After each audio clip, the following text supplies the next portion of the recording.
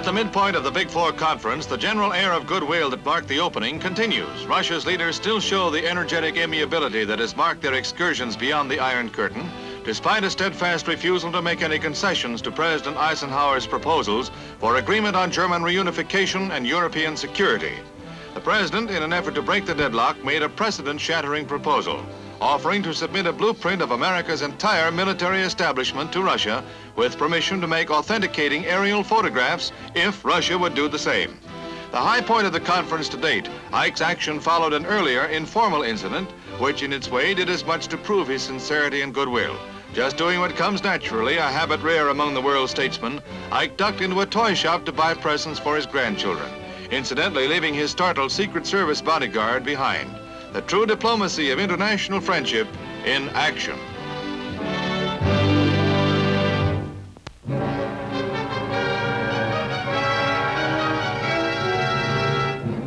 The tide of North African revolt washes over Morocco as rebelling Arabs for a time overrun the city of Casablanca, shortly after the arrival of the new French resident general. In an orgy of destruction, whole sections of the city are set ablaze, completely overwhelming the efforts of firefighters whose only resort is the ancient bucket brigade.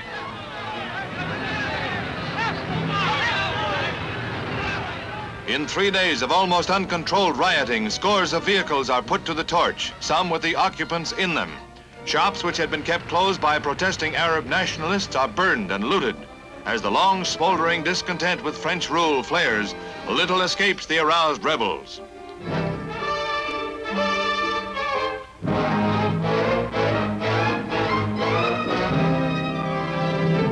"80 persons die as rebellious Arabs attack Arabs loyal to the French, who declare martial law and rush in troops from France and other colonies to quell the uprising. Hundreds are rounded up, and prisoner compounds are filled to overflowing as France fights for North African survival."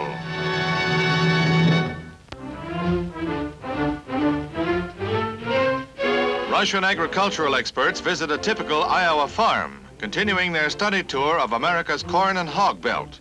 They're greeted cordially, the common interests of farmers everywhere overcoming barriers of strangeness. With their constant following of over 100 newsmen, the dozen visitors inspect the farm. Russia, faced with a sagging food supply, plans to develop corn and hog farming patterned on America's Midwest. A dozen Americans are now in Russia on a similar goodwill visit. Both groups are learning that farmers may speak different languages, but on either side of the Iron Curtain, pigs is pigs. But there's a lot that's different, such as the super-duper sundaes and sodas served up at a typical dairy bar. Scorching summer weather doesn't bother the curious crowd outside, or the Russians inside, eating in air-conditioned comfort. Russia was never like this, Tovarich. Moscow skies are filled with the first public display of Russia's newest combat aircraft, startling Western observers with their quantity and quality.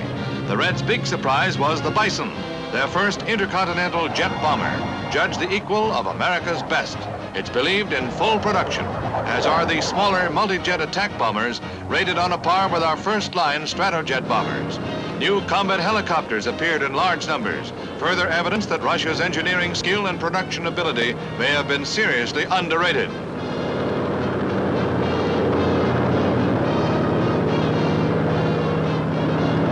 Russia's major strides toward air supremacy forced urgent reappraisal of America's defense strategy.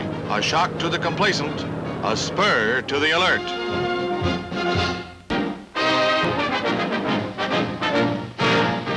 The 9th day of the Tour de France world-famous bike race brings the greatest challenge yet, the lofty hills of the Maritime Alps. There's work ahead, uphill work.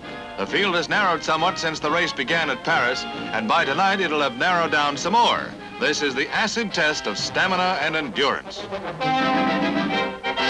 They made it. Well, most of them, getting a big hand from crowds along the way. They're over the hump, cooled by mountain snows. A nice, easy coast down to the Mediterranean coastline at Monaco.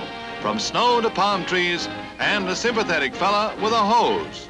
Inside and outside. Real cool, man. He's been leading the pack all day, but another speedster overhauls him in the stretch and nips him at the finish. C'est la vie.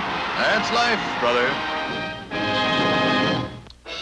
Here come the bulls, and there go the people.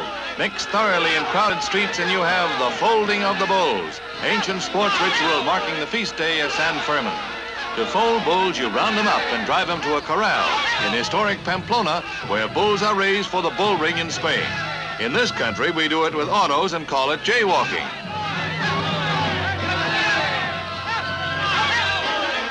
Somebody is bound to get hurt.